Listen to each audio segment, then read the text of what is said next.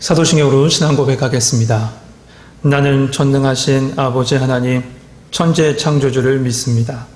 나는 그의 유일하신 아들, 우리 주 예수 그리스도를 믿습니다. 그는 성령으로 잉태되어 동정녀 마리아에게서 나시고 본디오 빌라도에게 고난을 받아 십자가에 못 박혀 죽으시고 장사된 지 사흘 만에 죽은 자 가운데서 다시 살아나셨으며 하늘에 오르시어 전능하신 아버지 하나님 우편에 앉아 계시다가 거기로부터 살아있는 자와 죽은 자를 심판하러 오십니다. 나는 성령을 믿으며 거룩한 공교회와 성도의 교제와 죄를 용서받는 것과 몸의 부활과 영생을 믿습니다. 아멘. 찬송가 510장 찬양하시겠습니다. 찬송가 510장입니다.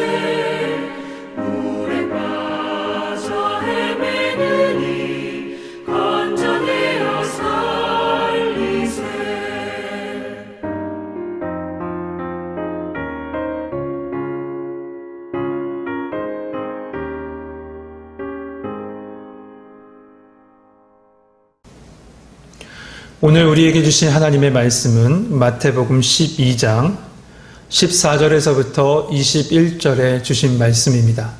신약성경 19면에 있습니다. 마태복음 12장 14절에서부터 21절에 주신 말씀 제가 봉독하겠습니다. 바리새인들이 나가서 어떻게 하여 예수를 죽일까 의논하거늘 예수께서 하시고 거기를 떠나가시니 많은 사람이 따르는지라.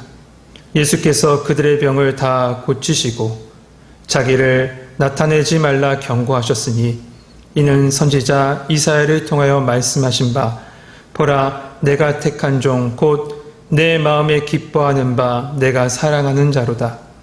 내가 내 영을 그에게 줄 터이니 그가 심판을 이방에 알게 하리라. 그는 다투지도 아니하며 들레지도 아니하리니 아무도 길에서 그 소리를 듣지 못하리라. 상한 갈대를 꺾지 아니하며 꺼져가는 심지를 끄지 아니하기를 심판하여 이길 때까지 하리니 또한 이방들이 그의 이름을 바라리라 함을 이루려 하심이니라. 아멘. 할렐루야. 오늘도 주님의 지키심과 보호하심이 주님 앞에 나온 우리 모든 성도님들과 함께하길 축복합니다. 예수님께 이 순수하지 못한 동기를 가지고 안식일에 병든 자를 고치는 것이 옳습니까? 라고 질문하며 고발거리를 찾던 사람들은 예수님의 대답, 사람이 양보다 얼마나 더 귀하냐, 이 말씀 앞에 할 말을 잃어버리고 맙니다. 마치 허를 찔린 느낌이었을 겁니다. 논리적으로는 승복할 수밖에 없지만 감정적으로는 받아들일 수 없었을 거예요. 이제 예수님은 그 가르침이나 그의 말이 문제가 아니라 그 존재 자체가 그들에게 부담이 되고 말았던 겁니다. 이에 바리새인들은 예수님을 죽일 논의를 하고죠. 여러분, 시대를 막론하고 종교가 타락하면 세상의 힘과 물리적인 그런 어떤 것에 의존하게 되어져 있습니다. 지금 바리새인이 이렇게 하고 있다는 겁니다. 참된 경건은요, 생명을 살리는 겁니다. 그런데 지금 바리새인은 헛된 경건으로 도리어 누군가를 죽이려 하고 있다는 거죠. 이를 아신 예수님은 그들을 떠나가세요. 하지만 이 참된 진리가 누구인지 알아본 사람들은 예수님을 쫓아가기 시작합니다. 예수님은 그들을 무시하지 않으시고 그들을 다 받아주시면서 그들의 병을 고치십니다. 그리고 말씀하시기를 절대로 자기를 나타내지 말라고 하셨어요. 왜 그렇습니까? 이것은 온 세상에 그 사람들을 구원하시기 위한 하나님의 시간, 그 십자가의 때가 이르기 전에 그저 세속적인 기대 속에 있는 그런 정치적인 메시아, 다시 말하면 단지 그냥 병을 고쳐주고 먹을 것을 주는 그런 사람으로 인식되는 것을 원치 않으셨기 때문에 사람들에게 절대로 자기를 나타내지 말라라고 말씀하신 겁니다. 그러면서 예수님께서는 내가 누구며 무엇을 위해 왔다는 것을 말씀해 주시죠. 먼저 첫 번째 말씀하시는 것은 이겁니다. 예수님은 하나님께서 택하신 종이라고 말씀하셨어요. 이 말씀이 17절에서부터 18절에 나옵니다. 이는 선지자 이사야를 통하여 말씀하신 바, 보라 내가 택한 종, 곧 내 마음에 기뻐하는 바, 내가 사랑하는 자로다. 내가 내 영을 그에게 줄 터이니 그가 심판을 이방에 알게 하리라. 여러분, 이 말씀은 빌립보서 2장 6절에서부터 8절에 주신 말씀과 동일한 말씀입니다. 그 말씀을 보니까 이렇습니다. 그는 근본 하나님의 본체시나 하나님과 동등됨을 취할 것으로 여기지 아니하시고 오히려 자기를 비어 종의 형체를 가지사 사람들과 같이 되셨고, 예수님은 자기를 비어 종의 모습으로 오셔서 십자가의 죽으심으로 생명을 살리는 분이다 라는 것을 말씀해 주고 계신 것이죠. 두 번째로 예수님은 내 사랑하는 아들, 내 기뻐하는 자라 하신 그 하나님의 사랑받는 아들이심을 말씀해 주고 계십니다. 그리고 마지막은 예수님은 성령님과 함께 동역하시는 분이다 라는 것을 말씀해 주고 계세요. 그렇다면 그 예수님의 사역은 뭘까요? 그 사역에 대해서는 18절에서부터 21절에 나와 있습니다. 첫 번째로 예수님은 모든 사람, 그러니까 유대인뿐만 아니라 이방인에게도 의를 가르쳐 주시는 분이라고 말씀해 주고 계시죠. 18절 하반절에 그가 심판을 이방에 알게 하리라 하셨습니다. 여기 심판이란 단어를 보니까 정의라고 해석하는 것이 좀 더 알맞는 해석인 것 같습니다. 하나님과 모든 사람 앞에 하나님의 정의를 선포하시는 분이라는 거죠. 두 번째로 예수님 누구시냐? 겸손의 왕으로 이 땅에 오셨다라는 것을 가르쳐주고 계세요. 그는 다투지 아니하며 들레지 아니한다라고 했어요. 이 들레다란 우리나라의 말은 야단스럽게 떠들다, 자랑하다는 뜻입니다. 그러니까 예수님은 이것저것 다니시면서 떠들며 광고하는 분이 아니라 진정한 겸손의 왕으로 우리 속에 찾아오신 분이라는 것을 말씀해 주고 계신 것이죠. 세 번째로 예수님은 성도를 사랑하고 격려하기 위하여 우리 가운데 찾아오신 분이다라고 말씀해 주고 있어요. 상한 갈대 같은 상처받은 그런 연약한 사람들을 치료해 주시는 예수님, 그리고 꺼져가는 심지 같은 무력한 사람에게 새 힘을 주시는 분이 바로 우리 예수님이라는 겁니다. 그래서 이 예수님의 이 사역이 우리의 하나님의 구속사역 속에 다 담겨져 있는 것이죠. 마태복음 20장 28절에 예수님이 이렇게 말씀하셨습니다. 인자가 온 것은 섬김을 받으려 함이 아니라 도리어 섬기려 하고 자기 목숨을 많은 사람의 대속물로 주려 함이라. 마지막으로 네 번째, 예수님은 최후 승리를 우리에게 주시러 오신 분이십니다. 여러분, 복음은 생명을 살립니다. 하지만 복음을 받아들이지 않는 자에게는 영원한 형벌이 주어지게 되어져 있죠. 그래서 복음은 바로 최후 심판을 가리킵니다.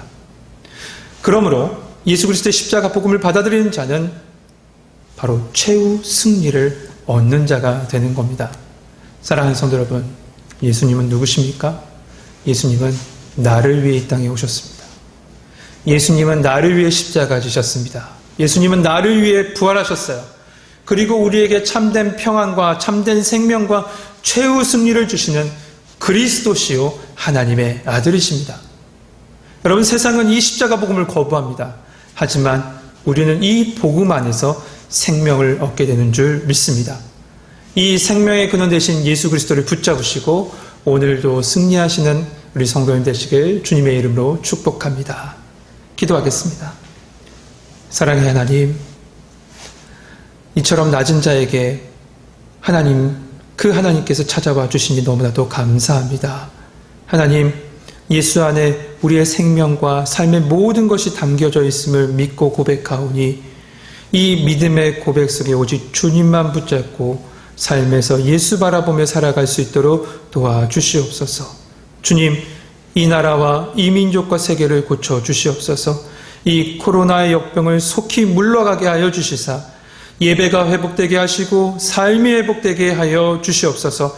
교회에 속한 모든 성도들의 가정과 삶 가운데 주님의 보호하심이 함께하게 하여 주시고 예수 그리스도의 십자가 바라보고 기도할 때마다 기도하는 그 자리가 작은 예배당이 되게 하여 주시고 성령의 임재가 있는 거룩한 처소가 되게 하여 주시옵소서. 예수 그리스도의 이름으로 감사하며 기도하옵나이다. 아멘. 하늘에 계신 우리 아버지, 아버지의 이름을 거룩하게 하시며 아버지의 나라가 오게 하시며 아버지의 뜻이 하늘에서와 같이 땅에서도 이루어지게 하소서. 오늘 우리에게 일용할 양식을 주시고 우리가 우리에게 잘못한 사람을 용서하여 준 것 같이 우리 죄를 용서하여 주시고 우리를 시험에 빠지지 않게 하시고 악에서 구하소서.